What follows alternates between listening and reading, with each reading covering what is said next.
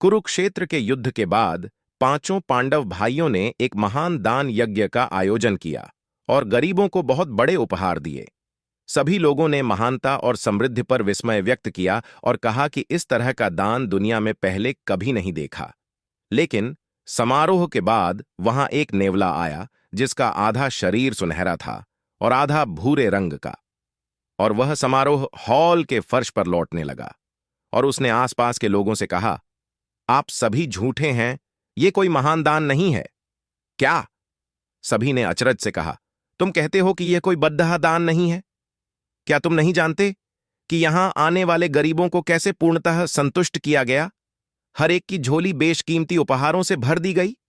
ऐसा महान दान ना पहले हुआ है और ना कभी होगा। लेकिन नेवला उनकी बातों से संतुष्ट नहीं हुआ। वह बोला, एक बार एक छोटा सा गांव था। उसमें एक गरीब ब्राह्मण अपनी पत्नी, बेटे और बहू के साथ रहता था। वे बहुत गरीब थे और जीवन यापन के लिए वे उपदेश के बदले में मिलने वाले दान पर निर्भर रहते थे। लेकिन एक बार उस गांव में 3 साल का अकाल पड़ा। गरीब ब्राह्मण के परिवार का निर्वाह होना बहुत कठिन हो गया। आखिर में गरीब ब्राह्मण बद्धी मुश्किल से भूख से बिलखते अपने परिवार के लिए कहीं से जौ का आटा लेकर आया। बिना किसी देरी के परिवार ने इससे रोटियां तैयार कीं। आटा कम होने के कारण 4 रोटियां ही बन पाईं। सभी के हिस्से में एक एक रोटी आई। मैं चुपचाप एक कोने में बैठा हुआ ये सब देख रहा था कि काश मुझे भी कुछ खाने को मिल जाए, पर होनी में तो कुछ और ही लिखा था। चारों रोटी खाने को तत्पर हुए कि तभी किसी ने दरवाजे पर दस्तक दी। पिता ने दरवाजा खोला। वहां एक अतिथि खड़ा था। अतिथि ने ब्राह्मण से कहा कि मैं कई दिनों से भूखा हूं, मुझ पर कृपा करिए, मेरे प्राण भूख से बचा लीजिए। अतिथि को भगवान का दर्जा देने वाला ब्राह्मण फौरन बोला, आपका स्वागत है, कृपया अपना स्थान ग्रहण कीजिए, मैं अभी आपको भोजन कराता हूं। और ऐसा कहकर उस निर्धन ब्राह्मण ने अपने हिस्से की रोटी अतिथि के सामने परोस दी। अतिथि तो मानो बरसों से भूखा था। पलक झपकते ही उसने रोटी खत्म कर दी और बोला, ओह, आपने तो मुझे मार ही दिया। मैं 10 दिनों से भूखा हूं और एक रोटी से मेरा कुछ नहीं होने वाला। इससे तो मेरी भूख और भी बढ़ गई। जल्दी से और रोटियां लाइए।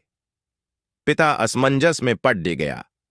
वह अपने भूख से तड़पते परिवार को अपने हिस्से की रोटी देने के लिए नहीं कह सकता था। लेकिन तभी पत्नी ने पति से कहा, उन्हें मेरा हिस्सा भी दे दीजिए। पति ने इनकार कर दिया। तब पत्नी ने जोर देकर कहा, यह मेरा एक पत्नी के रूप में कर्तव्य है। फिर उसने अतिथि को अपना हिस्सा दे दिया। उसे खाने के बाद अतिथि और रोटियां मांगने लगे। इस बार बेटा आगे बढ़ा और यह बोलते हुए अपनी रोटी अतिथि को परोस दी कि यह एक बेटे का कर्तव्य है कि वह अपने पिता की सम्मान रखने में कोई कसर ना छोड़ दे। अतिथि ने बेटे का हिस्सा भी खाया, लेकिन फिर भी असंतुष्ट रहा। तब बेटे की पत्नी ने भी उसे अपना हिस्सा भी दे दिया। अतिथि अब संतुष्ट था, उसे उसकी पर्याप्त खुराक मिल चुकी थी। वह उन्हें आशीर्वाद दे वहां से चला गया। लेकिन अतिथि के जाने के कुछ देर बाद ही उन चारों अभागों की भूखमरी से मौत हो गई। फिर नेवला आगे बोला, उन चारों को मरा देख मैं वहां से घबराकर भागा। तभी मेरे शरीर का कुछ भाग जमीन पर गिरे आंटों के कणों से छू गया और जैसा कि आप देख सकते हैं, तभी से मेरा आधा शरीर सुनहरा हो गया। तब से मैं पूरे देश का भ्रमण कर रहा हूं कि कहीं तो मुझे उस तरह का एक और महान दान देखने को मिल जाए और वहां की पवित्र भूमि पर लौटकर मैं अपना बाकी का शरीर भी सोने में बदल सकूं। लेकिन अब तक मुझे उस उच्च कोटि का दान देखने को नहीं मिला, इसलिए मैं कहता हूं कि यह कोई महान दान नहीं है।